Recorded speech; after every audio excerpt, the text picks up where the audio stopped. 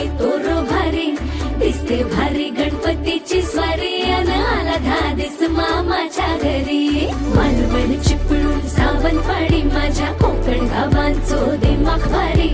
दिसते भारी गणपतीची स्वारी माझ्या कोकणा वाटे तुम्ही वलवा गाडी धमा धमान हाका गाडी माझ्या कोकणचो रस्तो